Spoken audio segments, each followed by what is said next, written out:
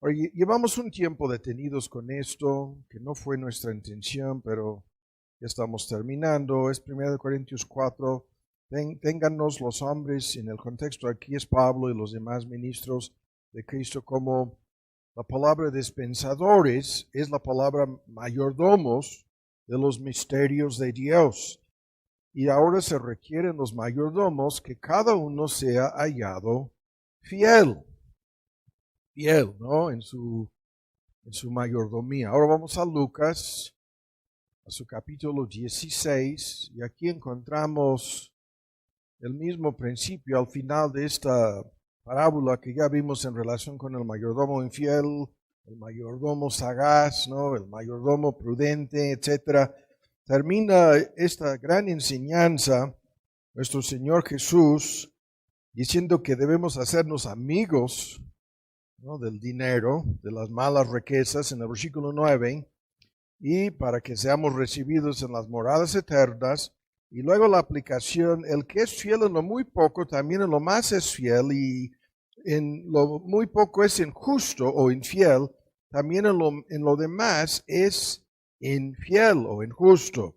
La versión antigua: pues si en las malas riquezas no fuisteis fieles, ¿quién os confiará lo verdadero? Y si en lo ajeno no fuisteis fieles, ¿quién os dará lo que es vuestro? Y luego lo vincula todo con el tema del señorío de Cristo, con el hecho de que ninguno puede servir a dos señores, ¿no?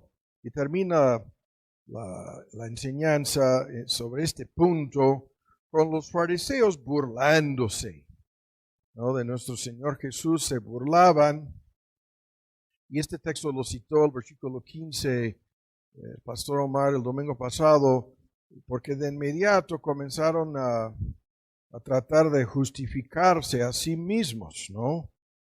En este contexto. Ahora, aquí estamos detenidos. Lo que vimos el domingo pasado, la perspectiva correcta de todo este asunto es de hacer tesoros en el cielo, de ser personas ricas en Dios, que Dios mismo sea el gran tesoro de nuestro corazón.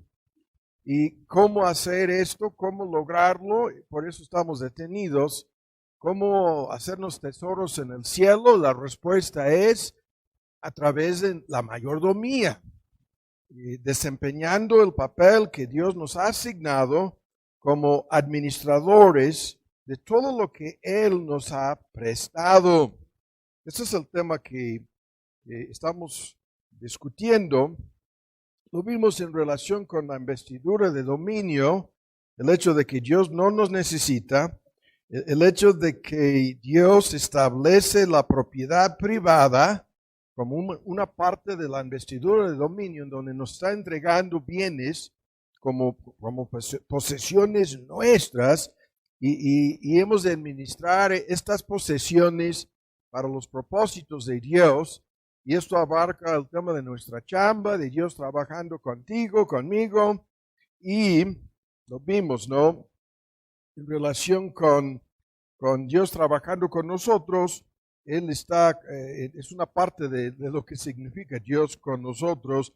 Con el esclavo más humilde, dice Pablo, Dios estaba trabajando en aquel entonces, cuanto más hasta el día de hoy, en el contexto de un creyente. Y luego terminamos tan solo mencionando la necesidad de evitar las deudas, ¿no? Y una pequeña parte de este asunto lo vamos a ver más a fondo ahora. Y la pregunta de cuándo hemos de ayudar a otros sin o con dinero, ¿no? Ahora, para nuestro tema el día de hoy, vamos a Lucas 14. El contexto es que seamos fieles, ¿no? Comencemos el día de hoy para poner todo esto nuevamente en un contexto bíblico, en una perspectiva correcta. Vamos a Lucas 14, y aquí comenzamos con uno de los textos más discutidos de la Biblia. Ya lo tienen en Lucas 14, y son los requisitos para que seamos a de veras sus discípulos. Y un discípulo es un verdadero creyente es un discípulo, no hay distinción entre un creyente y un discípulo. Si uno dice ser creyente no es discípulo, entonces se está engañando a sí mismo. Lucas 14, ¿ya lo tienen? Vienen en esta parte tan discutida, ¿no? De la enseñanza de nuestro Señor Jesús. 14:26. Si alguno viene a mí y no aborrece, y la lista, padre, madre, mujer, hijos, hermanas, hermanos, y aún también su propia vida, no puede ser mi discípulo. ¿Qué es esto? Que Cristo en su señorío exige el primer lugar en nuestra vida por encima de cualquier otra persona o relación humana. Primero. Ahora, el segundo elemento aquí que es de tanta controversia, 27. Y todo aquel que no trae su cruz y viene en pos de mí, ahora por segunda vez lo dice, no puede ser un verdadero creyente, no puede ser a de veras mi seguidor, no puede ser mi discípulo. ¿Qué es esto? La prioridad, ¿no? Es por encima de los seres queridos y por encima de uno mismo. Y la cruz es el gran símbolo de autonegación, de mortificación, de decir no al ego, no al yo. El verdadero arrepentimiento está de por medio en el asunto. Y ahora por último, en esta fórmula, que son 3 puntos de tremenda controversia, estos puntos. Vean hasta el versículo 33. Así pues, termina diciendo, cualquiera de vosotros, ahora entra en nuestro tema, aunque está en nosotros también, que no renuncia a todas las cosas que posee, todas sus pertenencias hay que renunciarlas. Y por tercera vez dice, no puede ser mi discípulo. Da la ilustración de sal que se volvió insípida, que no sirve para nada, ni siquiera como para en aquel entonces. Es un misterio en relación con la compuesta química de sal en aquel entonces, que podría servir en el peor de los casos para el abono, como estiércol, ¿no? Y dice, no, los que no cumplan con estos requisitos para el discipulado, de nada sirvan en el reino de Dios. Ahora, con este texto, comencemos, ¿no? Que es de tanta controversia. Y lo que nos interesa es la forma en que esto asombra y sacude y inquieta e incluso enoja, ¿no? A muchísima gente. Es lo que nos interesa aquí. Y hay que decir en una forma de síntesis algo importantísimo sobre este tercer elemento en el verdadero discipulado, en donde reconocemos la mayordomía, ¿no? Y el punto, muchos piensan al leerlo, ¿no? Que, entonces la salvación está en venta, es lo que dicen algunos, ¿no? Que al renunciar las posesiones, vamos a garantizar nuestra salvación. No, esto no es la enseñanza. No, la salvación no está, nunca ha sido y jamás estará en venta, ¿no? No podemos comprarla ni con todo el dinero en el mundo. Venid, comprad en Isaías 55 y todas las demás invitaciones evangelísticas sin dinero, sin precio de parte nuestra. El precio fue pagado por la sangre preciosa de Cristo, no con oro, no con plata, dice Pedro, sino con la sangre preciosa de Cristo. Nuestra salvación, si en verdad somos creyentes, fue asegurada, ¿no? Tan solo por la obra salvadora y la gracia de Cristo. Y hay que decirlo, esto tampoco significa que hay que tomar votos de pobreza. Esto lo hemos escuchado. Esto no es renunciar, todo lo que tienes no son los famosos votos, yo voy a decir de pobreza franciscana, sin decir más, por favor. Perdónenme, no puedo evitar la tentación, ¿no? No estamos hablando de eso. El argumento es importantísimo. Lo que no debemos malinterpretar aquí es que no te vas a salvar entregándole a Dios todo tu dinero, ni tomando votos de pobreza, ¿no? Esto es un gran tema, no estoy resistiendo tantas tentaciones aquí. La palabra de Dios dice en otro texto, en 1 Timoteo, el que no provee para los suyos, esto lo vimos en el primer estudio sobre este tema, y principalmente para los de su propia casa, han negado la fe y es peor que el peor de los incrédulos, ¿no? Entonces estamos obligados a proveer las necesidades de nuestra propia familia por la gracia de Dios, chambeando, trabajando en algo. Y Cristo no estaba exigiendo aquí que las personas se deshicieran de sus posesiones materiales, no estaba promoviendo el concepto totalmente falso católico de votos, supuestos votos de pobreza, no, sino lo que estaba enseñando con esto es la mayordomía. Es tan sencillo el argumento. Lo que renunciar a estas cosas quiere decir es reconocer su verdadero dueño, reconocer que las pertenencias no materiales, los bienes, son siempre, en primer lugar, ¿no? Los bienes de nuestro Señor.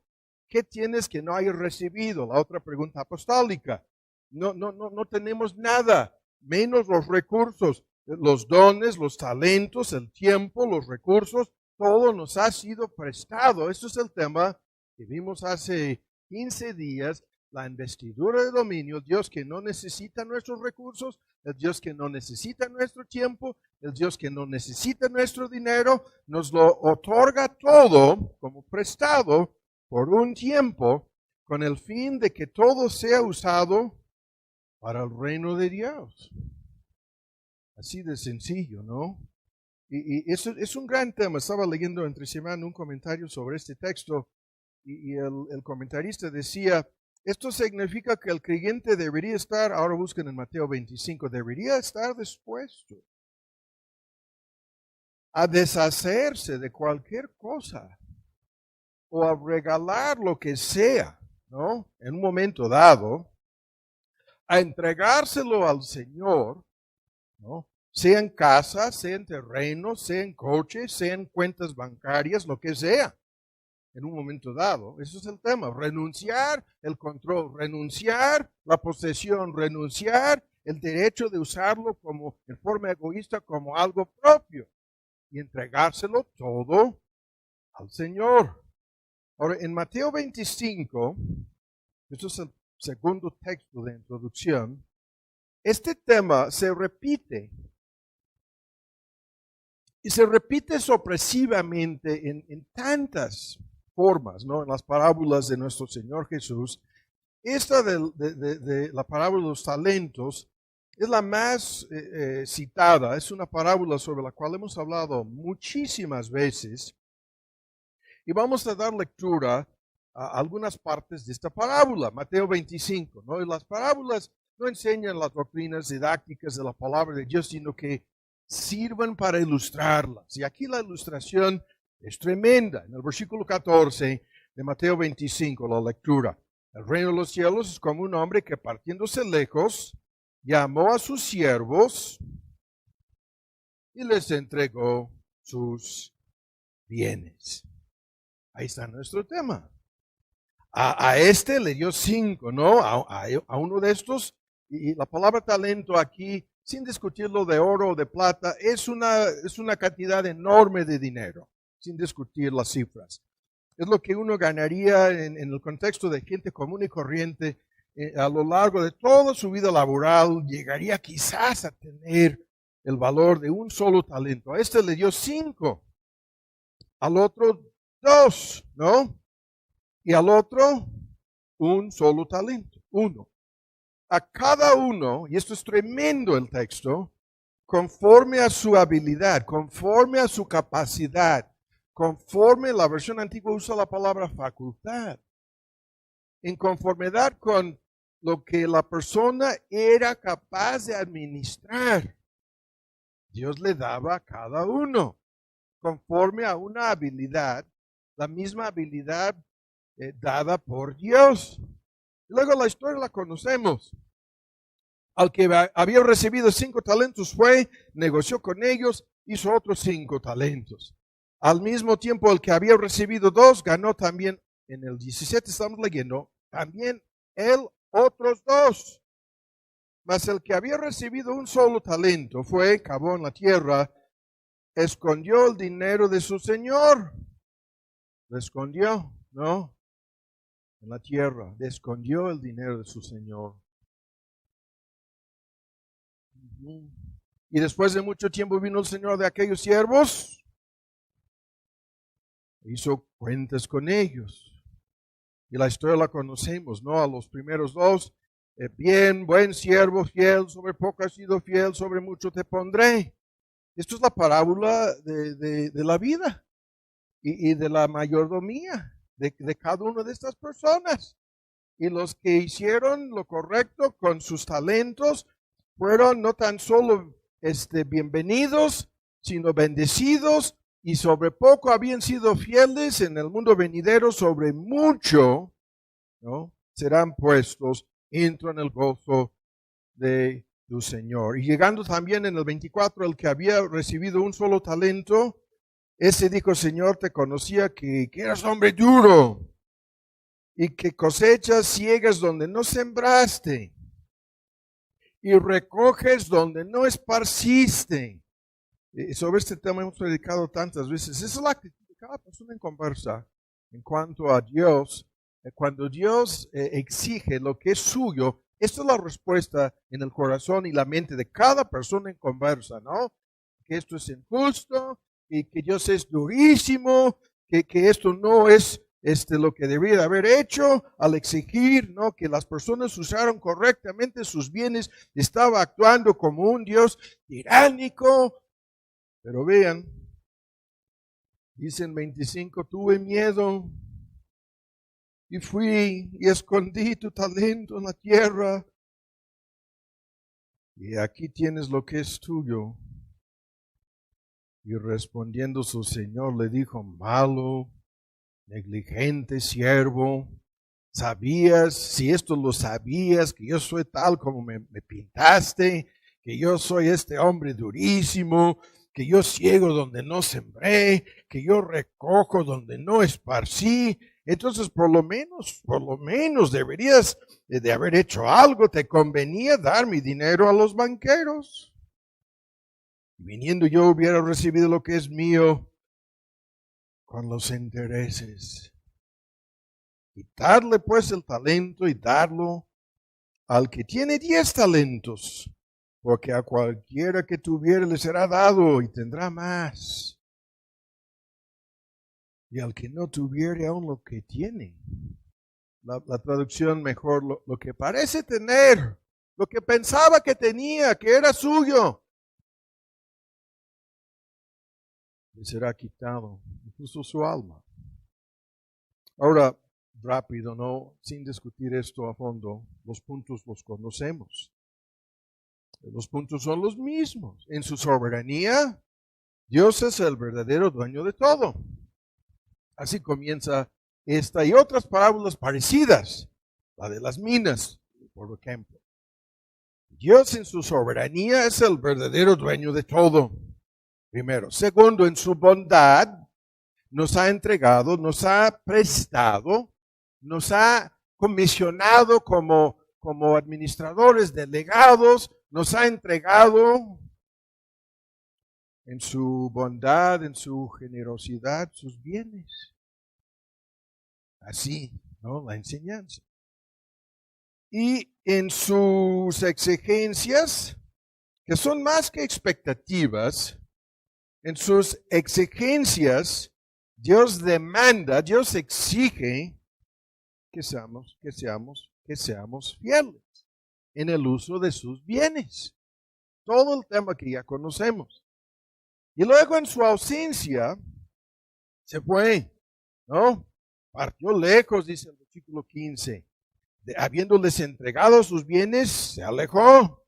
En su ausencia, Dios nos deja por un tiempo así. Nos deja por un tiempo limitado por un tiempo definido, nos deja para probar, para ver qué haremos con sus bienes, para probar nuestra fidelidad, nuestra responsabilidad, o lo contrario, nos deja, ¿no? Así, entregándonos todo.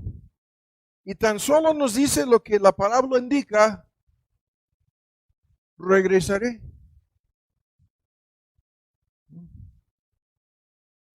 Vendré para pedirles cuentas. ¿Cuándo regresará? El tiempo es indefinido, es incierto, es imposible predecir. Vendrá a la hora de tu muerte, vendrá, para decirlo así, vendrá para pedirte cuentas.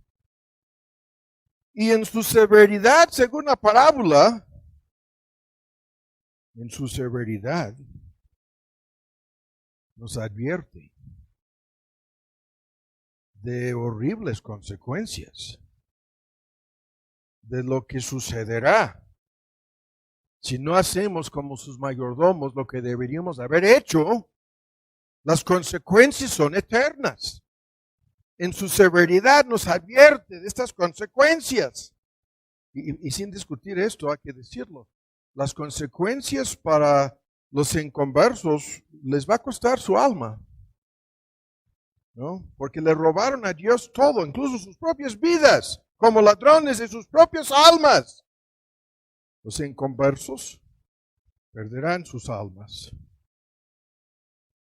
Las consecuencias para los inconversos: la pérdida de sus almas. Les quitará todo. Irán al lugar en donde no hay luz, donde las descripciones espantosas, en donde no hay nada. El colapso del mundo del inconverso en el Apocalipsis 18, ¿cuántas veces lo hemos visto, no? La descripción gráfica, donde pierden absolutamente todo, para siempre. Pero para los creyentes, las consecuencias también son eternas, en relación con recompensas y pérdidas celestiales, en relación con su servicio celestial, en relación con lo que les será asignado. Si han sido fieles, alguien les va a entregar, acabamos de leerlo en Lucas 16, lo verdadero. Si han sido fieles, ¿no? Y si no han sido fieles, no. Las consecuencias son pérdidas o recompensas en el mundo venidero, sin discutirlo el día de hoy. Ahora, a la luz de esto, fíjense bien, a la luz de lo que estamos viendo hasta este momento, ahora viene este comentario. ¿Cuántos creyentes toman muy en serio esto? ¿No? Tenemos este perfil de los no comprometidos, ¿no? Los que asisten a la iglesia, pero no lo hacen con el propósito de poner en práctica lo que supuestamente aprendan. Muchos son oidores, no son hacedores de la palabra, engañándose a sí mismos. Tenemos una muchedumbre de personas que en un momento dado pueden dar una ofrenda, pueden dar lo que algunos llaman el diezmo, ¿no? Pero no van a tomar nunca en serio nada de esto, de su mayordomía cristiana. No van a tomar nada realmente en serio. No van a bajar nunca su nivel de vida como personas que quisieran ser mejores mayordomos. No van a hacer ningún sacrificio. No van a negarse a sí mismos en nada. Se van a preocupar por las apariencias, por lo que los demás pueden ver o decir, pero no por lo que Dios sabe, no por lo que Dios dice sobre este asunto. No lo van a tomar en serio. Se van a comparar a sí mismos con los demás, se van a contentar con lo más superficial, le van a entregar a Dios algunas cosas, sí, algunos aspectos de su vida, sí, pero otras partes o aspectos de su vida, no van a reconocer el señorío de Cristo sobre la totalidad de sus vidas. No lo van a hacer, salvo de palabras, de dientes para afuera, sí, pero en realidad no. Van a establecer límites, van a establecer condiciones en relación con el alcance y el nivel de su mayordomía. Van a hacer lo suficiente para no sentirse muy mal, para contentarse, ¿no? Con algo superficial, para no sentirse muy culpables. No van a arriesgar nada, no van a perder nada. Van a tratar siempre este asunto, ¿no? Como si estuvieran jugando. No van a salir de su zona de comodidad, su zona de conveniencia, confort. De esa zona no van a salir. A propósito, voluntariamente no lo harán. No van a vivir por fe. Van a hacer todo lo posible para evitar eso. La necesidad de vivir por fe. ¿No? Van a planear, van a estructurar las cosas, como vamos a ver en su presupuesto. Dios no ocupa el primer lugar. No. Definitivamente no. Ahora, por lo tanto, a la luz de lo anterior, lo que cuenta aquí es que tomemos en serio esto, sí, pero tomarlo en serio significa que seamos fieles, que seamos personas de confianza en todo este asunto. Y la pregunta de si Dios puede contar contigo, si Dios puede contar conmigo, si Dios puede contar con nosotros o no en la administración de sus bienes. Y nosotros lo vemos así, es tan fácil entender esto, no hay ningún misterio aquí. Si tuviéramos algo importante que hacer, en cualquier sentido, en la familia, la chamba, estaríamos buscando a la persona de confianza, a la persona fiel, punto. ¿No? Si tuviéramos que contratar a alguien para que nos hiciera algo, ¿no? En la casa, en la granja, en el rancho, en cualquier contexto, en la oficina, en el negocio, estaríamos buscando la persona. ¿A quién me puede construir un edificio, una casa, no? ¿Qué tipo de constructor, maestro de obras, arquitecto, no? ¿Qué tipo de materiales, qué tipo de preparación tiene esta persona? ¿Qué tipo de experiencia tiene esta persona? Si le fuéramos a entregar, haz tu lista, lo que sea, a una persona, pero si se tratara de recursos económicos, si se tratara de administrador financiero, consejero financiero, si se tratara de una persona, a esta persona le vamos a entregar el control de nuestro dinero, de nuestros recursos. ¿Qué tipo de persona? ¿Cuáles serían las cualidades que buscaríamos en esa persona? Buscaríamos una persona fiel, una persona en quien podemos confiar. A esta persona fiel se lo vamos a entregar. ¿Quién sería esta persona? ¿No? Estaríamos buscando lo que el texto dice en conformidad con su habilidad, en conformidad con su capacidad, lo que está en el versículo 15 en Mateo 25, en conformidad con su récord, ¿no? de experiencia laboral o lo que sea. Estaríamos buscando una persona de confianza, ¿no? Confianza. Esta es la palabra, ¿no? Una persona en en quien podemos confiar a de veras. Ahora, para ilustrar esto, vamos a detenernos aquí unos momentos para ilustrar este punto de... Estaríamos buscando una persona de plena confianza, ¿no?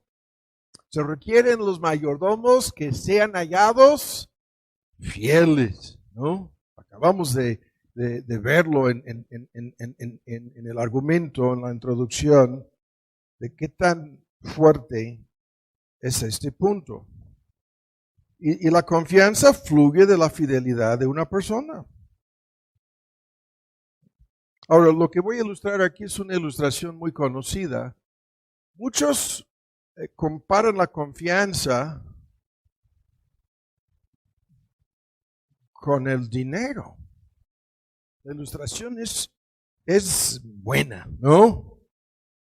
Comparan la confianza con el dinero y el dinero con la confianza. Y la ilustración no la vamos a alargar aquí, pero es buenísima.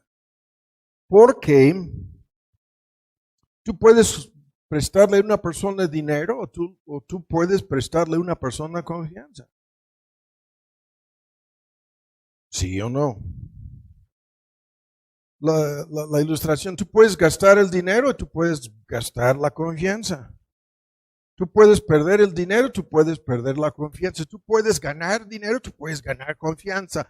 Es un paralelismo, ¿no? En donde algunos van al extremo de decir, tú puedes meter el dinero en el banco. Tiene que ser un banco de confianza. Y no vamos a discutir eso. No estoy tentado a mencionar una lista de bancos y darles opciones. ¿A cuál de estos bancos quieres depositar, quieres entregar, quieres confiar tu dinero? ¿No? Tiene que ser un banco de confianza. Pero el punto es ilustrativamente buenísimo. ¿Por qué? Porque esto es así. ¿No? En un momento dado, el paralelismo entre las dos cosas, la confianza y el dinero, se desvanece. En un momento dado, ¿no? Tú puedes malgastar el dinero, perder el dinero, desperdiciar el dinero, ¿no? De igual manera la confianza. Este tema es tan complicado, es un tema gigantesco en la Biblia, porque si pierdes la confianza de una persona en el trabajo, en la chamba, ¿qué tipo de problemas va a haber en esa empresa? Si pierdes la confianza, ¿no?, en el matrimonio, ¿qué tipo de líos van a suceder en el matrimonio?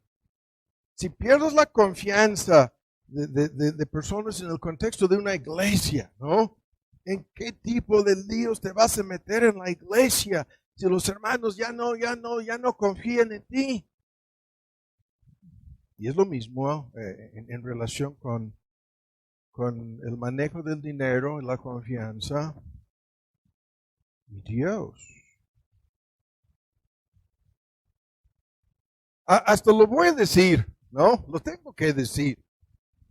Hay muchas personas a quienes Dios no les da más por lo que estamos diciendo. La regla es genérica, no es absoluta, pero es tan sencillo el asunto. Tú no darías más a una persona de desconfianza, menos si se trata de dinero. Dios tampoco. O sea, la confianza está basada en una lista de cosas. ¿Cuál es el carácter de esta persona? ¿Es una persona ética? ¿Es una persona moral? ¿Es una persona honesta? ¿Es una persona de confianza? ¿Podemos confiar en sus decisiones, en sus palabras, en sus compromisos? ¿Sí o no? ¿Sí o no? En el banco te piden aval. En el banco te pidan, puede ser la firma de más de una sola persona como aval. ¿Qué es esto? No, como no tienen plena confianza en la persona a quien están entregando un préstamo, hay un seguro, ¿no? Pueden ser escrituras de una casa, pueden ser otras cuentas bancarias, pueden ser posesiones materiales, casas, coches como aval. Pero si hay una plena confianza en el carácter, en la competencia, ¿sabe administrar este dinero la persona? ¿No? ¿Confiamos en su competencia administrativa según su capacidad, dice el texto, de hacer algo? ¿Capacidad? ¿Confiamos en la sabiduría de esta persona? ¿O es una persona necia? ¿Confiamos en los motivos de esta persona? ¿Es una persona que tiene la plena intención de hacer lo correcto con el préstamo? Y así, no vamos a discutirlo más a fondo. Pero el punto es importantísimo. ¿Por qué? Ahora vamos a Filemón, ¿no? Hay una tremenda ilustración de esto en Filemón. A este ejemplo acudimos nuevamente. Lo hemos señalado muchas veces, porque si dudamos de lo anterior, si dudamos, si no hay desconfianza en vez de confianza, ¿no? Si cuestionamos su carácter, moralidad, honestidad, veracidad, fidelidad, competencia, sabiduría o motivos, no, ya no estoy tan seguro de qué vamos a hacer.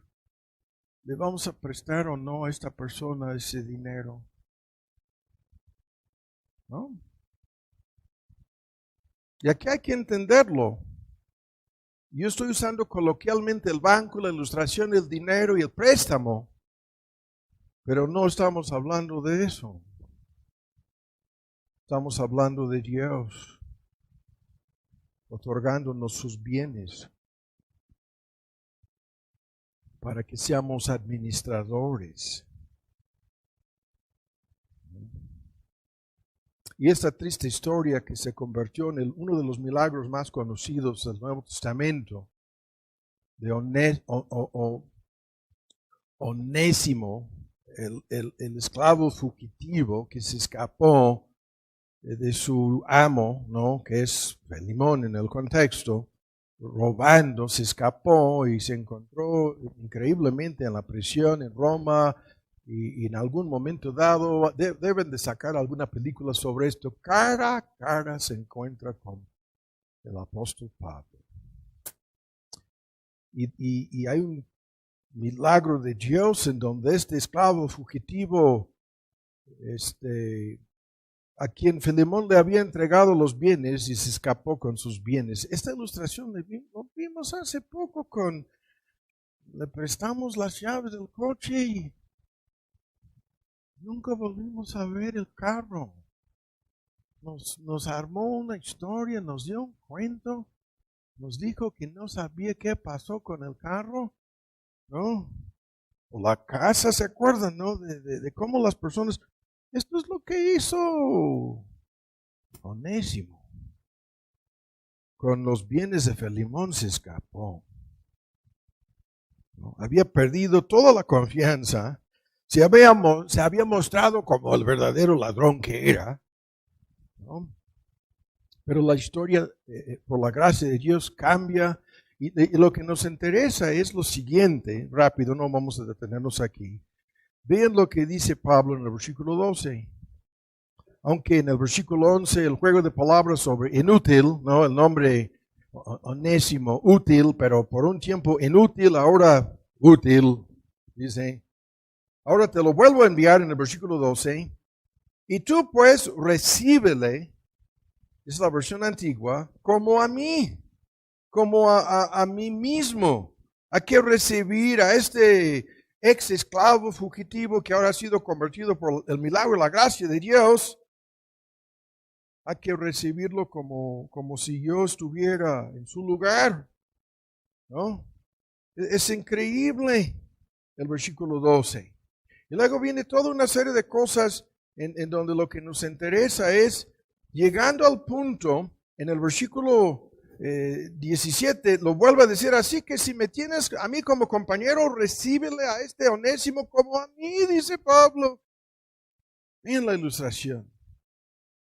¿Y qué es esto? La misma confianza que tienes para conmigo, ahora tú tienes que depositárselo a Él, dárselo a Él.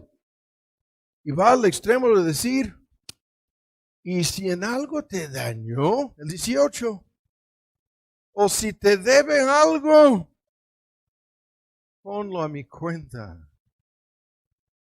Se lo estoy regresando y trae mi tarjeta de crédito, ¿no? Y yo ya tengo el voucher firmado, escribo con mi mano, yo lo pagaré, dice, es un pagaré que trae.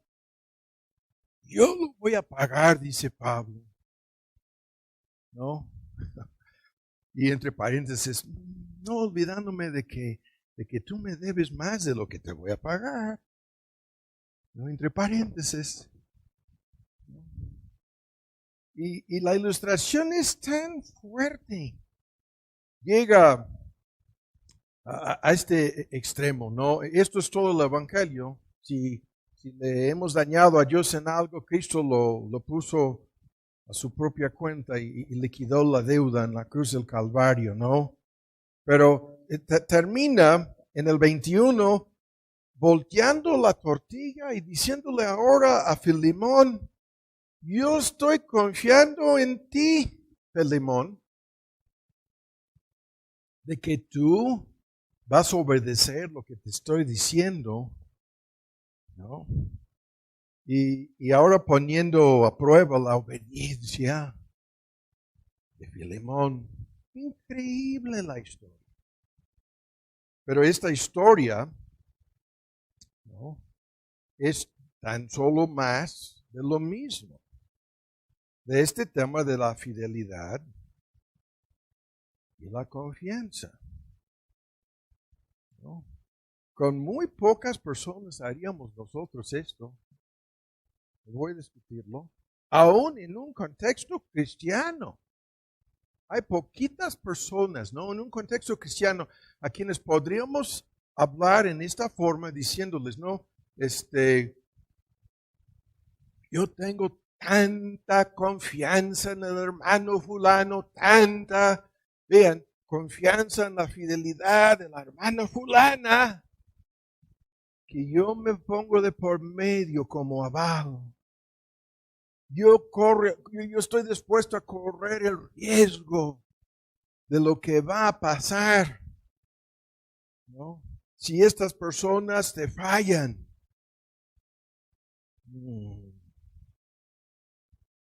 ¿No? Así, nuestro tema, la fidelidad y la confianza. Pero no estamos hablando de Pablo, ni de Filemón, ni de Onésimo. Estamos hablando de Dios. Y lo increíble de esto es lo siguiente.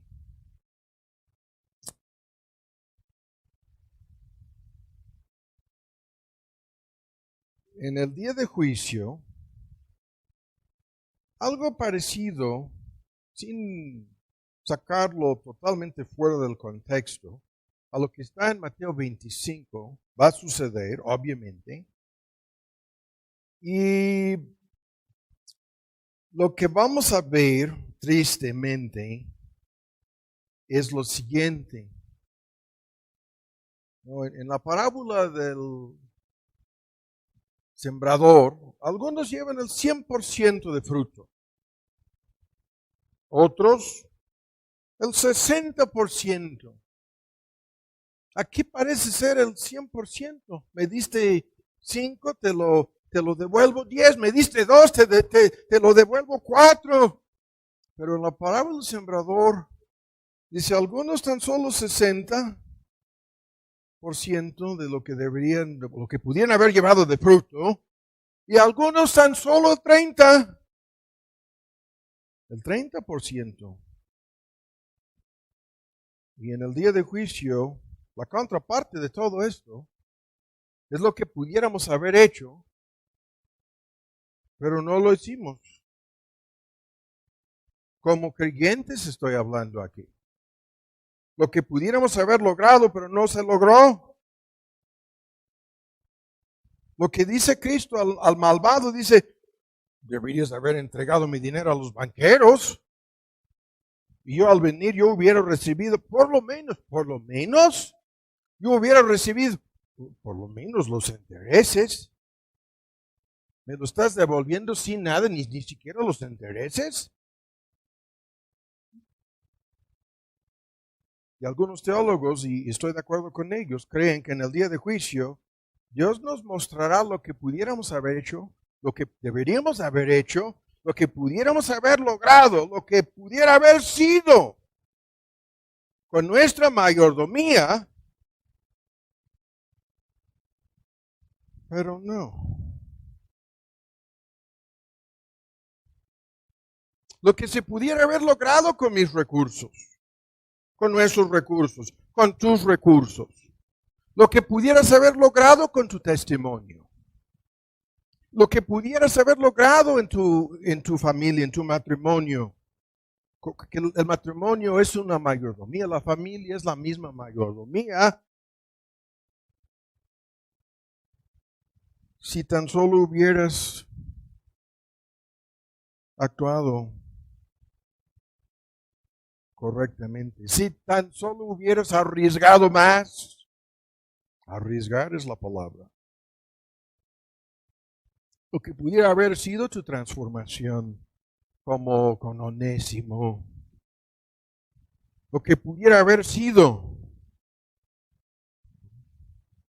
si hubieras superado tu falta de fe, si hubieras salido del barco, si hubieras luchado más en contra de tu incredulidad, en contra del miedo, en contra de la desobediencia, estoy seguro, tantas sorpresas habrá en el día de juicio. Y este asunto, ¿no? De Dios mostrándonos lo que pudiéramos y deberíamos haber hecho como creyentes, pero no.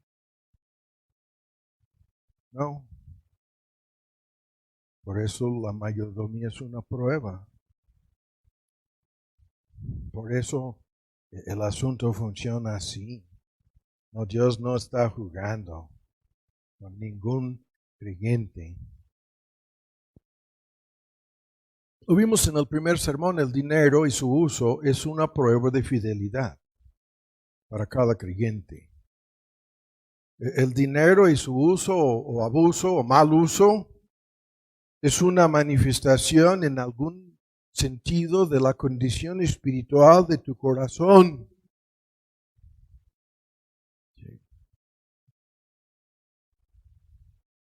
Y el argumento en cada ejemplo aquí, si Dios no puede confiar en lo muy poco, dice Cristo, en lo que no tiene verdadero valor, si Dios no puede confiar en nosotros, en estas cuestiones, en el uso del dinero, entonces no nos puede entregar cosas mayores, cosas más grandes, cosas más importantes, lo verdadero, dice Cristo. Las riquezas eternas, no, lo que es vuestro, dice, no. Por lo tanto, esto no es, ya lo vuelvo a decir, no es salvarte por tus obras, no, esto no es salvación por obras, es mayordomía, ¿no? ¿Y qué es lo que vemos con tantos creyentes? No lo tomen en serio. Yo voy a usar la palabra, son deshonestos en cuanto a esto. Y si una persona es deshonesta en cuanto al uso de su dinero, dice Cristo, será deshonesto en otras cuestiones. ¿Qué es lo que vemos en el mundo? Deshonestidad, fraude, engaño, mentira, robo, violencia. Por todos lados. ¿En relación con qué? El mercado, las compras, los servicios, incluso los bancos. Vemos todo esto.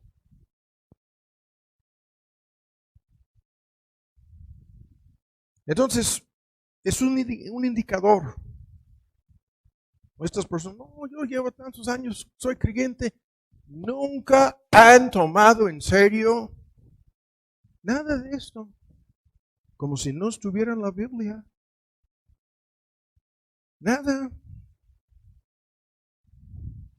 Dice que son bueno, infieles en el uso de las malas riquezas, en lo poco, en lo ajeno. ¿Y quieren que yo les dé más?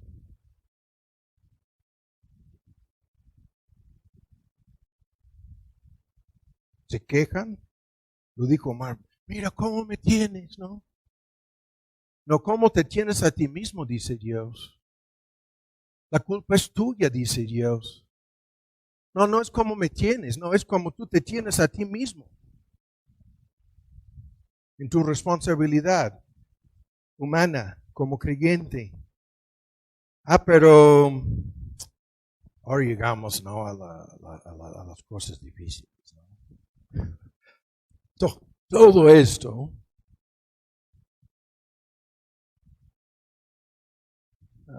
¿cómo lo vamos a resolver entonces? ¿No? Y en el tiempo que nos resta vamos a hablar de dos asuntos, nada más. El tiempo se nos va a acabar, pero ya no voy a darle seguimiento a esto, ¿no? El primer asunto es en relación con cómo administrar el dinero. Y el segundo punto es en relación con las ofrendas, cosa que no tocamos. Es que como Omar habló y dijo algunas cosas bien duras, yo dije, no, ahora me está obligando a hacer unos comentarios sobre eso, ¿no? ¿Listos? En el tiempo que nos resta, entonces, ¿qué debemos hacer a la luz de todo esto?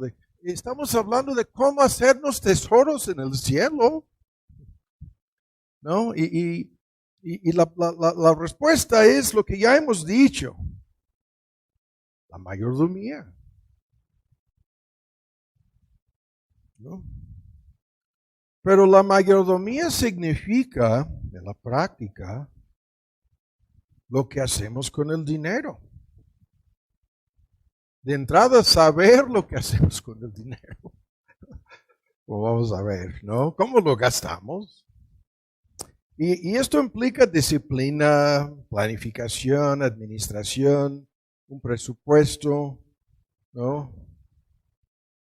Hacer un presupuesto. La gente quiere saber, pero ¿cómo puedo manejar como una persona de confianza el dinero? Y viene esta palabra presupuesto, sí, ¿no?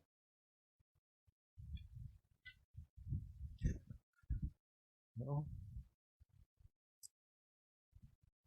Ahora vamos por partes aquí, no vamos a detenernos, pero esto es algo tan práctico y tan sencillo y tan, pudiéramos decir innecesario, pero increíblemente no. Esto es la realidad. Si vamos a administrar lo que Dios nos ha confiado, lo que nos ha prestado, ¿no? Es necesario actuar en forma concreta, ¿no?, en base a la realidad. ¿Qué es lo que estoy diciendo? Vivimos en el país de milagros. Lo vimos en el primer estudio, estos que no quieren trabajar, que tampoco coman, no, pero coman de milagro. No trabajan y coman de todas maneras. El país de milagros. Donde la gente no es por administrar, no, es por algún milagro que voy a salir adelante.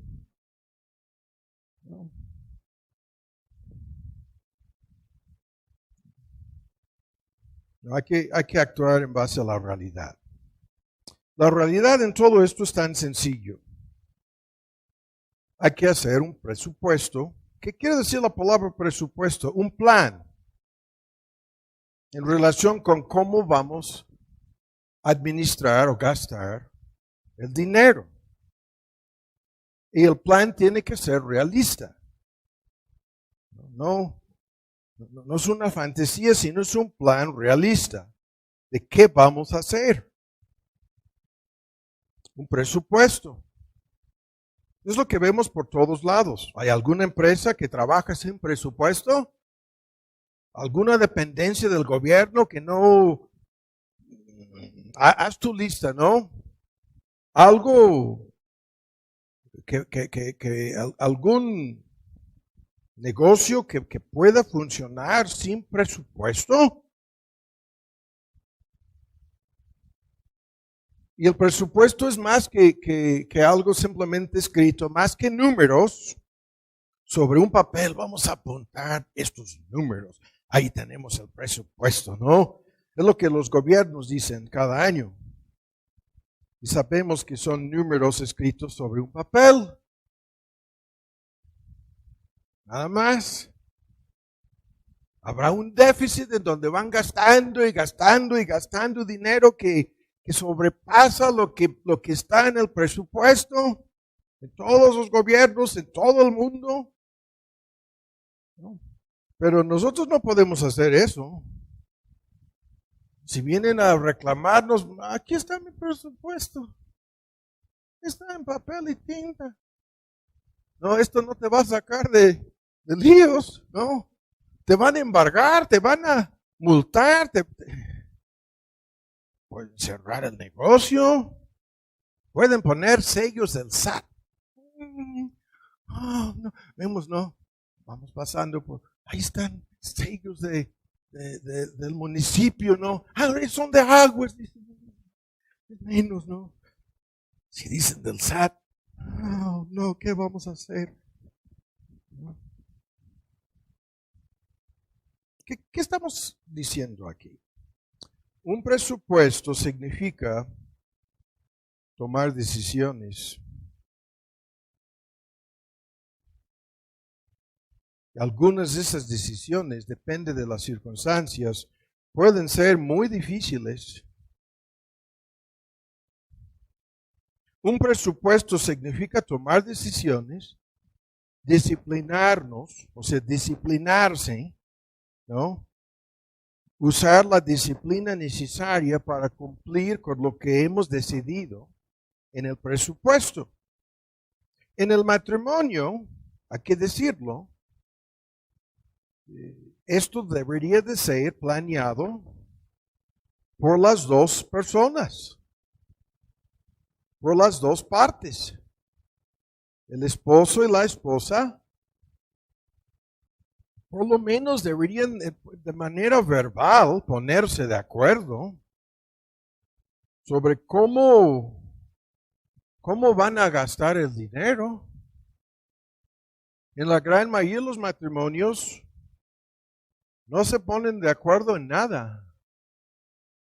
Él tiene su presupuesto por lo menos mental. Ella tiene otro presupuesto.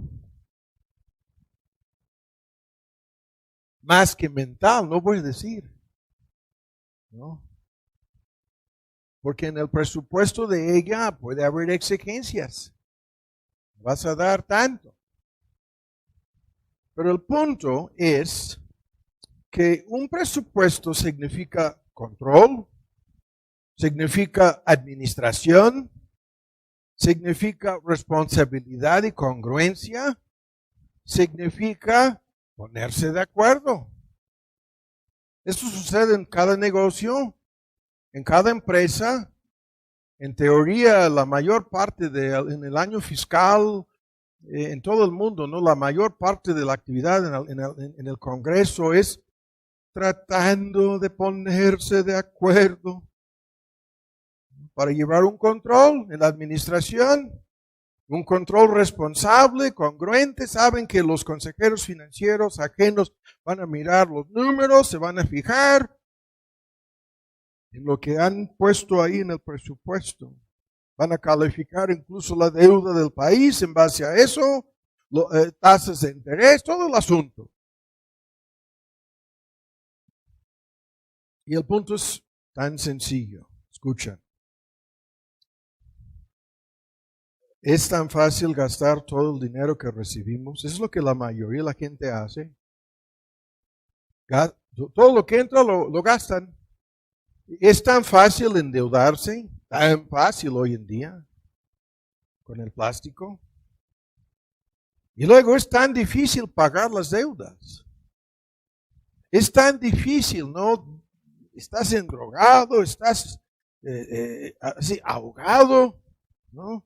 Tratando de pagar.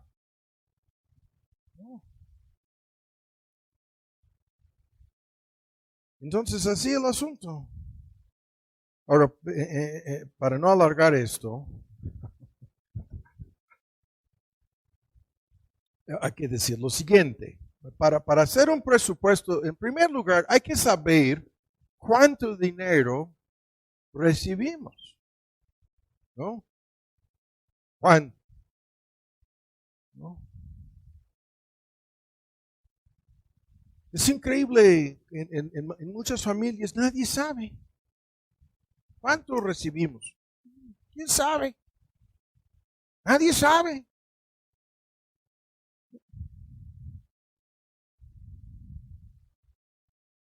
Y luego, una vez que sepamos, ¿no? Y lo que estoy diciendo es cuánto recibimos. Ahora, ¿cómo lo estamos gastando? Y llevo años comentándolo, ¿no? Yo tengo que publicar y entregar a las iglesias en Gringolandia una declaración financiera cada mes. De tal modo que, incluso esto lo está vigilando el banco y el gobierno, lo que aquí se llama el SAT. Y todo se hace con transferencias, nada en efectivo. Pero el punto es, yo llevo años en donde traigo un libro de contabilidad en mi cabeza en donde cada centavo que gasto lo tengo que apuntar. Sea personal, sea en relación con viajes, sea lo que fuera, la imprenta, la lista incluye varias cosas. Cada cosa que hago lo apunto. Y cada mes yo hago la declaración financiera. Son horas. Tengo un sistema en donde lo puedo hacer más rápido, pero lo hago a mano. No estoy imponiendo, al final estoy poniendo los números en la computadora y revisando. Lo mando a un hermano en Oklahoma que no es de nuestra iglesia y le digo, cada mes, revise por favor mis números aquí porque puede haber algún error mío, el error en la contabilidad, o sea, en sumar o etcétera, ¿no? Pero mi punto es, para hacer un presupuesto, en teoría cada negocio hace esto, ¿no? Y en el presupuesto el 100% de los ingresos y el 100% de los ingresos, ¿no? Y las salidas. What's the other word there? Egresos. Debemos incluir todo, ¿no? Y aquí tengo una hoja que dice aquí renta. Si no eres dueño de tu casa, estás pagando renta, luego servicios, luz, agua, teléfono, luego transporte, donde hay gasolina, mantenimiento, seguro, luego impuestos, luego comida, luego ropa, luego salud, luego ofrendas, luego diversos, ¿no? Misteriosamente mucho dinero se desaparece en la categoría que se llama diversos. ¿Qué quiere decir eso? ¿no? Luego escuela, deudas, ¿no? Y al final ahorros, ¿no?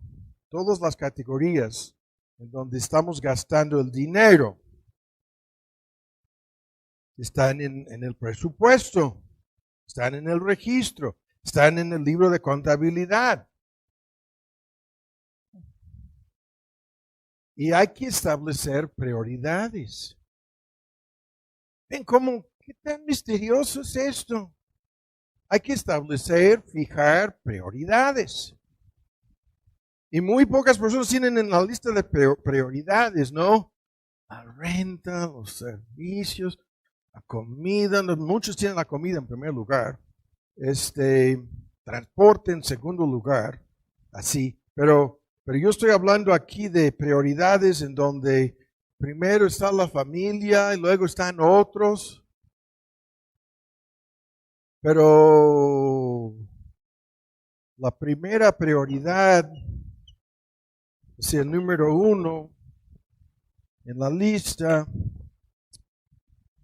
¿No sería Dios? No. No, porque lo que le vamos a dar a Dios, lo que le vamos a devolver al Señor, es de lo que sobra. Ah, sí. De lo que sobra.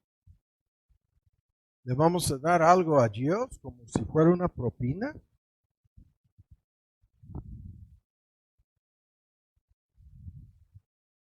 Y cada familia, cada cabeza de familia, cada matrimonio, cada pareja tiene sus prioridades. Y cuando prediqué sobre esto, estos apuntes son desde hace no sé cuándo, antes de la época moderna, de estos apuntes. Cuando en una ocasión hablé de esto, y estoy seguro de que fue en Ciudad Neza, yo les decía, bueno, tienes que tener ahí toda tu lista de gastos, ¿no? Renta, servicios, transporte, salud, comida, toda la lista. Y yo tengo aquí, y tienes que sacar así, cuando recibes en la quincena o si es a diario, si trabajas de día en día, cuando recibes el pago de tu trabajo, si es en efectivo o si es con la tarjeta vas y lo sacas del cajero hoy en día, tienes que poner lo de la renta en un sobre. Es lo que está aquí en mis apuntes. Luego de la comida, otro sobre.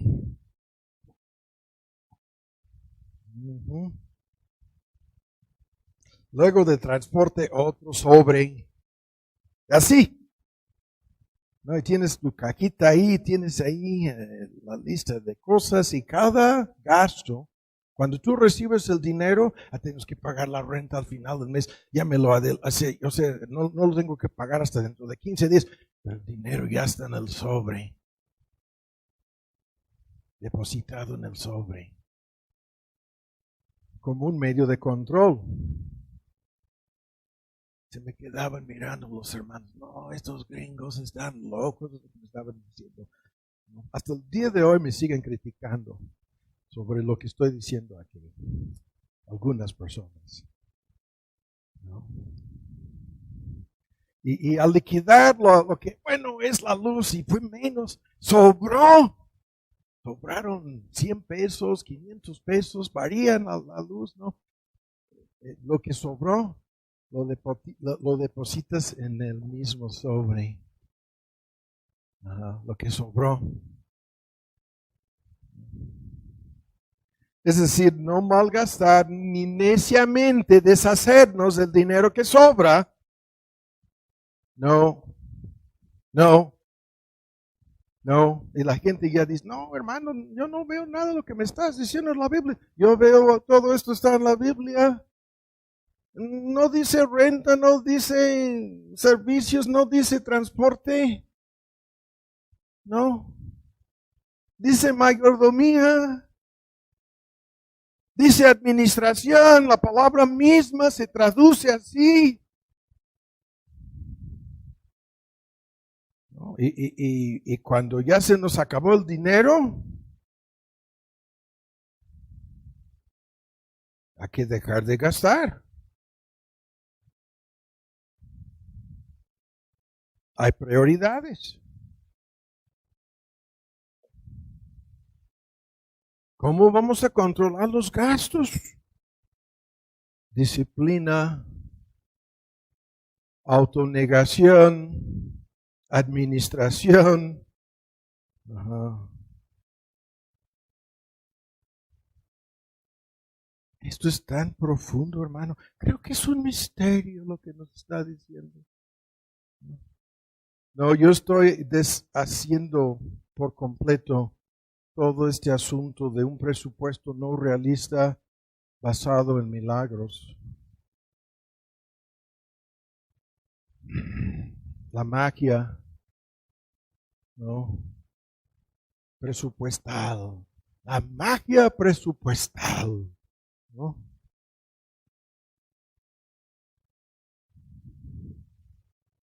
¿Qué es lo que estoy diciendo? Que esto funciona así. Que nuestro Dios nos va a pedir cuentas así. Hasta creo que Él pudiera saber cómo hemos malgastado sus recursos. Creo que sí.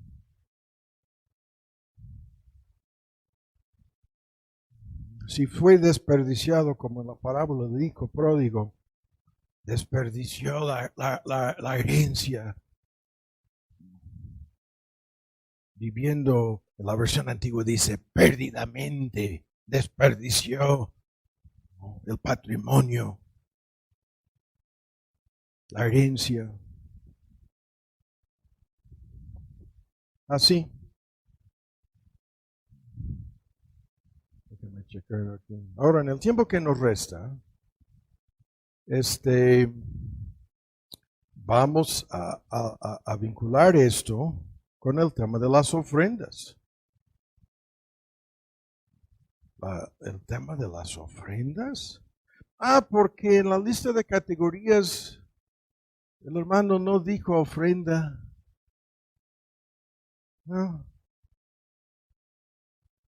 No dijo. Y la Biblia enseña que hemos de dar en el Nuevo Testamento en forma proporcional. Y esto no es el diezmo. Es en conformidad con cómo Dios nos haya prosperado. De tal modo que una persona que gana 1,000 pesos a la semana y da 100 pesos de ofrenda va a dar muchísimo más proporcionalmente que el que gana 10,000 pesos a la semana y da 1,000 pesos. La proporción es mayor con los que ganan menos. Así lo enseñó Cristo.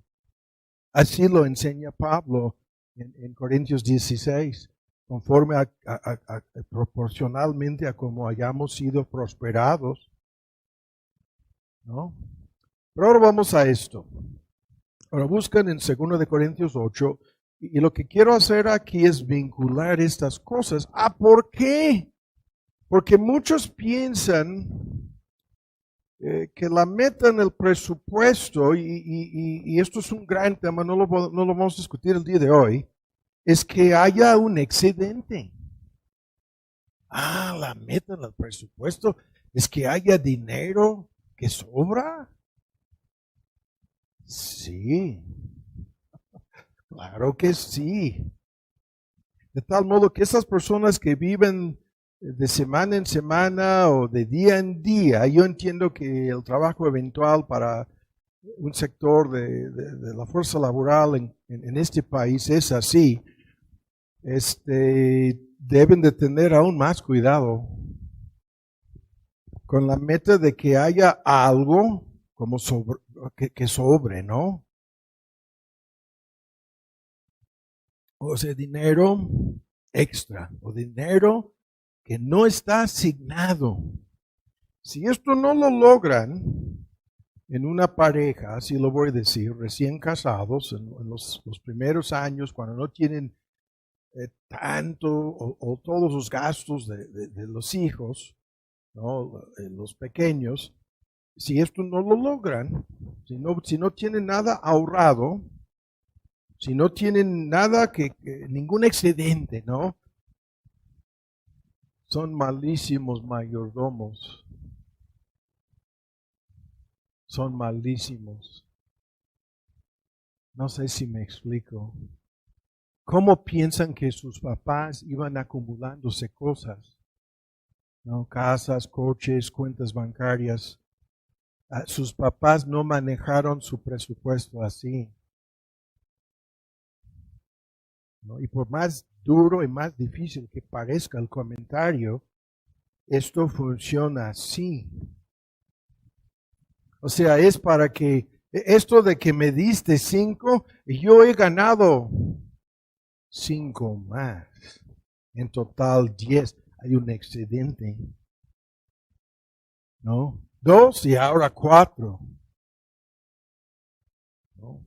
Cada negocio funciona así. Ayúdenme. Si no están ganando algo, van a cerrar las puertas del negocio. Si son números rojos, no sobrevive.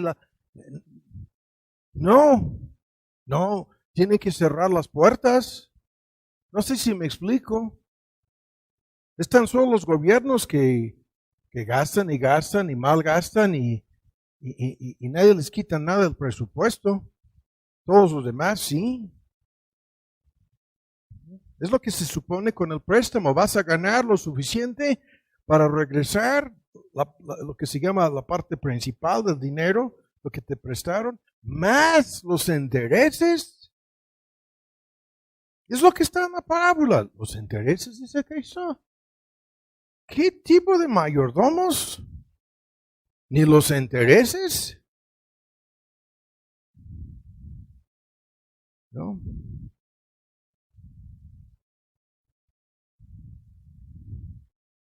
Y probablemente esa es la mejor, yo entiendo que ya pasó el Buen Fin, pero a lo mejor esa es la mejor época del año para hablar de estos asuntos. ¿No? Mientras que todavía no hayan malgastado el aguinaldo, hay que hacer caso de lo que están escuchando. ¿No? Pero vamos a terminar con esto. ¿Ya lo tienen? 2 Corintios 8. Ahora, hay un gran tema que el tiempo no nos permite detenernos. Lo tan solo quiero hacer es bosquejar algunos puntos y vamos a concluir. Pero estoy tratando de ayudar, ¿no? Por más duro que les parezca el tema, ¿no? Si lo toman en serio, lo que estamos escuchando nos va a ayudar a evitar un sinnúmero de problemas. Estas personas siempre endeudadas, siempre drogadas, siempre bajo agua, siempre en problemas. Es la mayor parte de la gente que conocemos.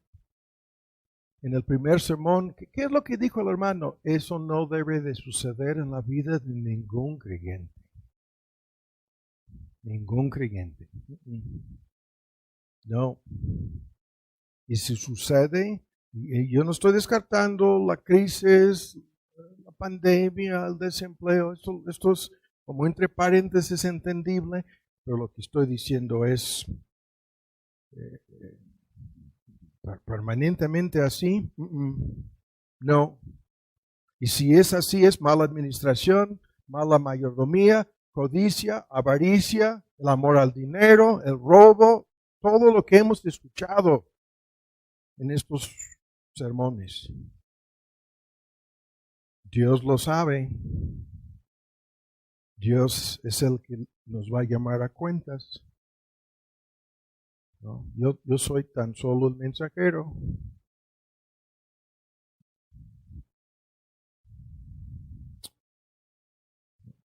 Ahora, antes de lanzarnos a esto de las ofrendas, voy a cumplir el año que entra 40 años de vida como misionero en México. Yo he vivido, escuchen lo que voy a decir, a lo largo de 40 años de la mayordomía de miles de creyentes en los Estados Unidos. Miles. De lo que a ellos no les sobraba, sino lo que ellos administraban, en su mayordomía, ¿no? Yo he vivido toda mi vida y pretendo morir. De creyentes en este país, nunca he recibido ni un quinto. Esa es la regla apostólica. Nada de ustedes, de los que me enviaron, vivo. Y escuchen lo que estoy diciendo. Todos los frutos, todo el trabajo, toda la obra de Dios en algún sentido, como medios o instrumentos en esto, es fruto para ellos. Es para ellos. La recompensa es para ellos, por su mayordomía. No es otra cosa. Y cuando digo miles, estoy hablando de lo que en algún sentido sobra en sus iglesias, apoyan la obra misionera en todo el mundo, no simplemente aquí en México. Y son avaros en ese sentido, tienen avaricia, tienen codicia de apoyar al mayor número posible de misioneros, un ejército, y los creyentes ahí dando mes tras mes tras mes. Ajá. Y a ellos les doy una declaración financiera de lo que hago con cada centavo, para que ellos puedan ver. No sé si me explico. Esto funciona así. Entonces, rápido, el tiempo se nos está yendo. Para concluir aquí el día de hoy, hay un gran argumento en este capítulo 8, en el capítulo 9, son los dos capítulos en donde hay un bosquejo increíblemente rico y profundo sobre una ofrenda que recogían en aquel entonces para ayudar a los creyentes que sufrían en medio de una sequía y hambruna en Jerusalén. Y vamos a ver en el versículo 3, cuando habla de los creyentes que apoyaban en esto, daban conforme a sus fuerzas, dice. Yo testifico, Pablo, y aún más allá de su fuerza, aquí es su capacidad, pidiéndonos con muchos ruegos. Estaban peleando entre sí, algunos de ellos, para ver quién podría dar más para apoyar en esta obra, ¿no? Y lo que nos interesa es cómo Pablo dice, bueno, esto lo hicieron en una forma tan sorprendente que cuando llegamos al siguiente capítulo, estoy brincando aquí, vean en el versículo 7 en el capítulo 8, por lo tanto, como en todo abundáis en fe, en palabra, en conocimiento, en solicitud, en amor para con nosotros, quiero que abundan en esta gracia. Y no hablo como quien manda, sino para poner a prueba por la eficacia de otros, por lo que hicieron estos otros pobres, hicieron más que ustedes que tienen dinero, para poner a prueba la sinceridad también de vuestro amor. Y de inmediato brinca al tema de la gracia de Dios y cómo Cristo se hizo pobre siendo rico, para que vosotros con su pobreza fueseis enriquecidos. Estos son riquezas celestiales. Estos son tesoros en el cielo, ¿no? Y en los argumentos aquí, que son muchísimos, Pablo vincula esta ayuda, esta ofrenda, con el tema del amor, el tema de la gracia, el tema de la sinceridad, el tema de la obediencia, el tema de bondad, el tema de buenas obras. Es un gran tema, el tiempo no nos permite detenernos y leer cada comentario, pero esto es el primer punto en este asunto de lo que vamos a dar en nuestro presupuesto como ofrenda a Dios. Vamos a darle algo, vamos a devolverle algo. El primer punto aquí es: no hay ningún mérito de parte nuestra. No hay ningún mérito. No, si fuera algún mérito, entonces estaríamos comprando los favores de Dios, estaríamos tratando de sobornarle a Dios, pero la salvación es por gracia. Todo el tema de la salvación por gracia excluye la posibilidad de que haya algún mérito en esto, ¿no? Lo vimos en la parábola, no hay ningún mérito, cero, ¿no?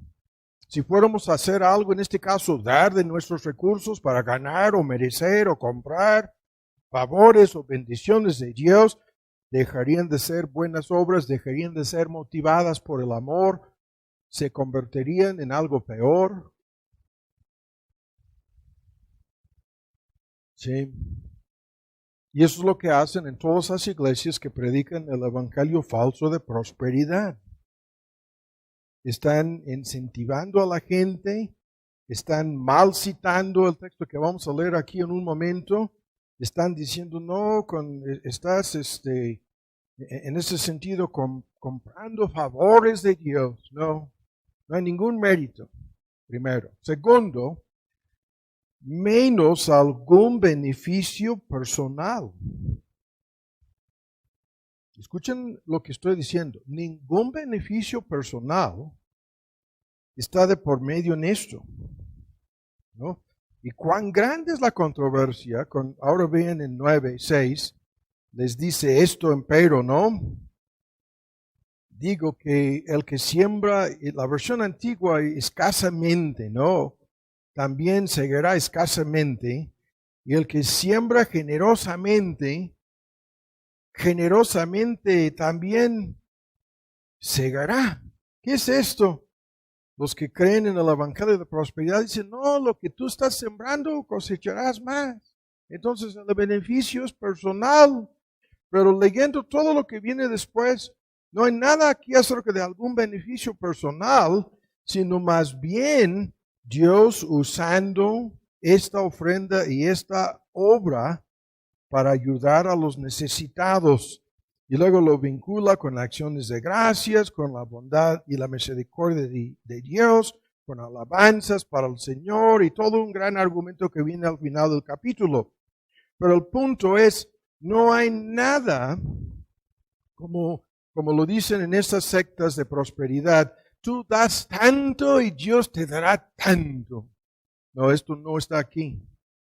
Esto es un invento. Están en ese sentido torciendo las Santas Escrituras para sacar de este texto algo que el texto no dice. Las bendiciones en la cosecha, lo que van a cegar, ¿no? Es en relación con almas, en relación con la conversión de más personas, fruto, ¿no? Espiritual, no es algún beneficio personal de por medio en el asunto. Ahora, hay que, en forma acelerada aquí para terminar, hay que decir lo siguiente. En este asunto hay muchas cosas, ¿no? Y lo que estamos señalando aquí es, yo creo que la más importante, los motivos, ¿no? ¿Cuáles son los motivos? El siguiente versículo 7 dice que cada uno debe dar como propuso en su corazón. Como propuso en su corazón. Por eso no hay una fórmula. No es el 10, no es el 15, no es el 20, no es el 40%. No, esto no funciona así. No es un porcentaje en ese sentido. Es como se propone en su corazón dar. Y luego se agrega, no con tristeza, ni por necesidad. Y este texto que cantan, creo que en Yucatán lo cantan a la hora de recoger su ofrenda pública, Dios ama al dador alegre. ¿Para qué es esto? Ese es el motivo.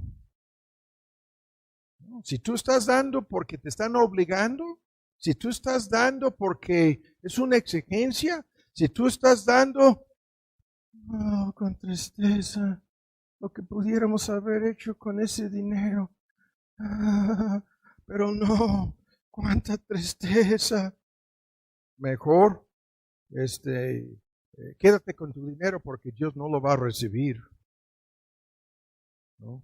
Hay un argumento en Romanos 12 en la palabra simplicidad. El que da que hay que hacerlo con, la palabra significa sinceridad, pureza de motivo, ¿no? Sin ningún interés personal, sin ningún motivo oculto. No es para ganar, no es para llamar la atención, no es para asegurar algún privilegio, algún trato. Y en este sentido, la regla de Cristo en Mateo 6, el hecho de dar es una actividad secreta en el Nuevo Testamento. Debería de ser hasta el punto en que sea posible una actividad secreta. ¿Qué es esto? De que los demás no deben saber lo que estás dando, ¿no? La ofrenda secreta, ¿no? Que no sepa la mano izquierda lo que hace la mano derecha, dice Cristo. En el punto en que sea posible, el único que sabe, como aquella mujer que metió su menos de un centavo de peso, ¿no? Y Cristo vio esto y dijo, ella dio más que todos aquellos ricos. Y él sabía cuánto habían dado cada uno de ellos. En su ofrenda secreta, Cristo sabía. Y así, los puntos, ¿no? Todo esto es una prueba de fe. En este contexto, voy a terminar leyendo una lista de propósitos, ¿no? En ofrendar rápido. Primero, es un reconocimiento de la soberanía de Dios, el señorío de Cristo sobre nosotros, lo que está en todos sus textos. Ninguno puede servir a dos señores. Estamos confiando en su poder, en sus promesas, en su soberanía, en su control sobre cada detalle en nuestras vidas, al regresarle un porcentaje de lo que nos ha dado. Estamos reconociendo su soberanía. Es en este sentido, acto de fe, prueba de fe, evidencia de fe. El hecho de que creemos en sus promesas, creemos, lo que viene aquí después es que no te vas a empobrecer, no te vas a quedar sin comida, tu ofrenda no será una pérdida. Todo esto viene aquí, no lo vamos a ver los días de hoy, lo hemos visto en el pasado, ¿no? Y si creemos esto o no. Y al mismo tiempo, esa es la única forma para sostener la obra de Dios en la iglesia local. Y la iglesia local es el único instrumento en el Nuevo Testamento para llevar a cabo la obra de Dios, la predicación, la administración de las ordenanzas, la disciplina, el evangelismo. Es todo un gran paquete que está en manos de la iglesia local. Y en el Nuevo Testamento la regla es que los que predican el Evangelio viven del Evangelio. 9:14 de 1 de Corintios. Esto quiere decir no con rifas, no con tianguis, no con ferias, no con, haz tu lista aquí, tandas, nada de esto está en la Biblia, no. Son las ofrendas, ¿no? Para la iglesia local. Y a través de la iglesia local hemos de servir, testificar, orar, aprender, ¿no? Todo un gran paquete. Pero la única forma para financiar la obra de Dios es la iglesia local. Ustedes que nos visitan y saben, ¿de dónde vino este edificio? Y parece que hay un pequeño grupo de creyentes aquí. 10 o 12 millones de pesos es la respuesta. Y nosotros pedimos una ofrenda secreta una sola vez. Y nunca volvimos a hablar del asunto. Algunos de ustedes son testigos. Yo prediqué un sermón nada más sobre la ofrenda para el templo en Jerusalén. Nunca volvimos a pedir, nunca volvimos a exigir, nunca volvimos a hacer nada. No. Fueron 6.4 millones lo que costó el edificio y todo lo que hicimos para rehacerlo. ¿No? ¿Cómo? ¿Cómo lo hicimos? No pedimos ni un quinto de nadie. Yo dije, no, en tu mayordomía tú puedes cooperar para que haya un edificio que pueda servir múltiples generaciones de creyentes en el corazón de la Ciudad de México. y conforme a lo que Dios pone en tu corazón, estamos solicitando ayuda, ¿no? Y así. Hay toda una lista de otros asuntos aquí, pero para concluir, lo más importante ahora viene y vamos a terminar. Vuelvan a leer aquí en donde estábamos, en 2 de Corintios 8. Y con eso vamos a terminar. Este es el último punto. Dice Pablo, en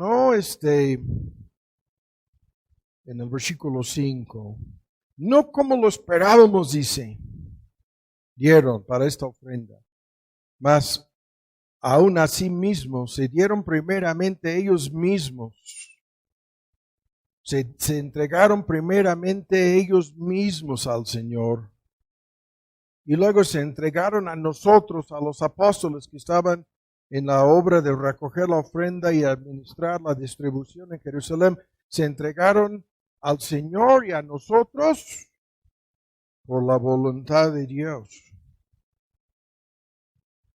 Ahora, ¿qué es esto? Eso es lo más importante. Porque si no le damos a Dios nuestro corazón, cuidado con el dinero.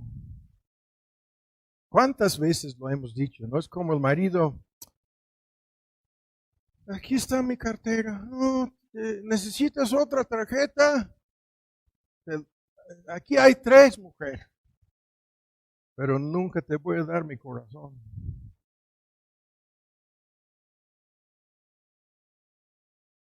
Y la mujer, dame ese dinero y yo te entrego mi cuerpo a cambio. ¿Cómo? ¿Qué dijo el hermano? Así funciona este asunto en muchos matrimonios.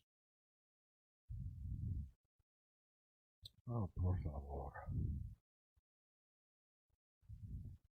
Y así muchísima gente trata con Dios.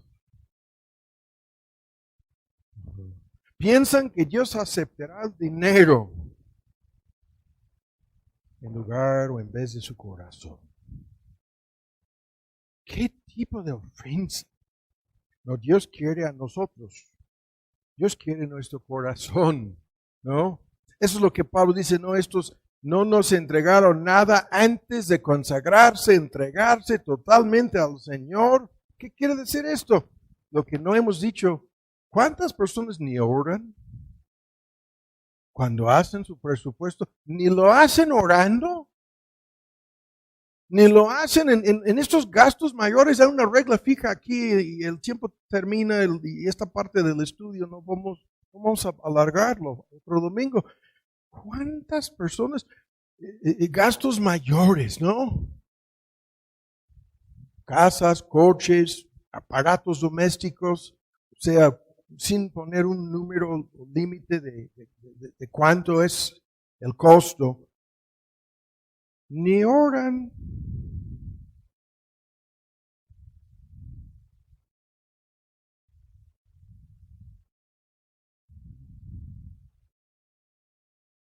Dios nos quiere a nosotros. Y si le damos tan solo nuestro dinero, pero no nuestro corazón, le estamos tratando como si mejor vete a la basílica.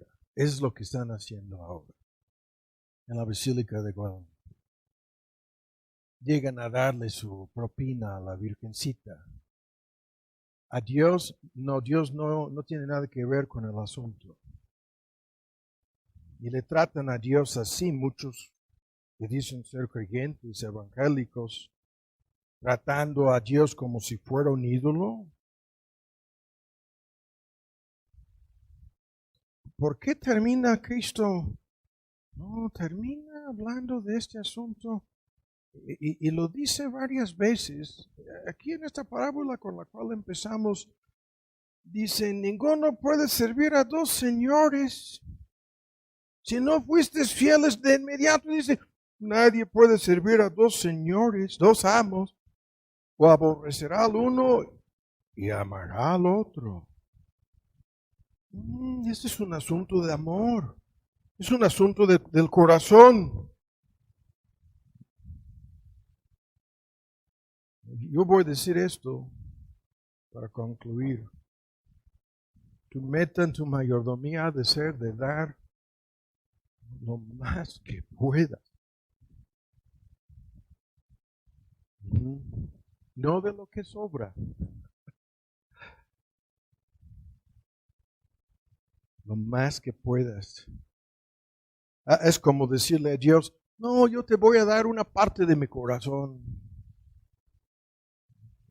Te quiero dar todo lo posible. Así voy a ser tu mayordomo. Ponme a prueba para ver qué haré con tu dinero. No, nosotros cantamos y confesamos que creemos en la soberanía de Dios y que todo lo que tenemos es suyo.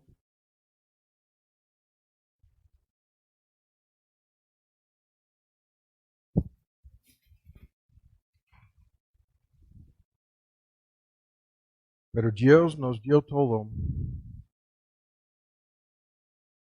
en su gracia, en su amor. Nos dio el tesoro de su corazón.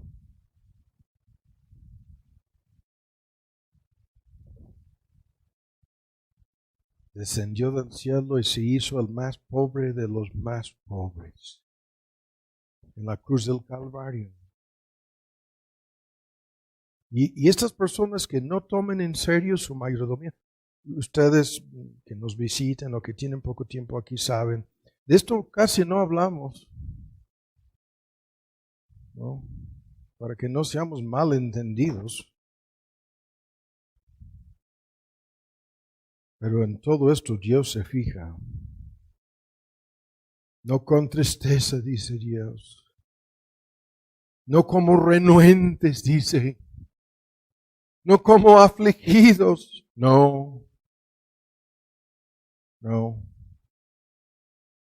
Porque metido de por medio en todo esto, hay un reflejo de nuestra relación con Dios. Y hasta cuál punto a Él le hemos dado nuestro corazón. Y por eso comenzábamos con Cristo diciendo, renunciar todo lo que tienes. O no puede ser mi discípulo. Padre, te damos muchas gracias por tu palabra.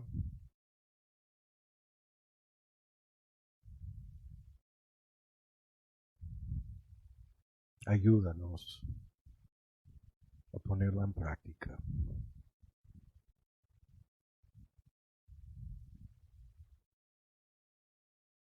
Y así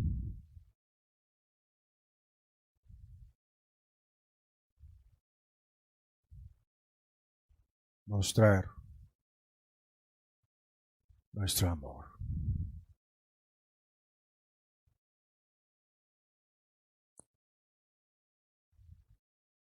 Y acumular tesoros en el cielo. Te lo pedimos en el nombre de Cristo Jesús. Amén.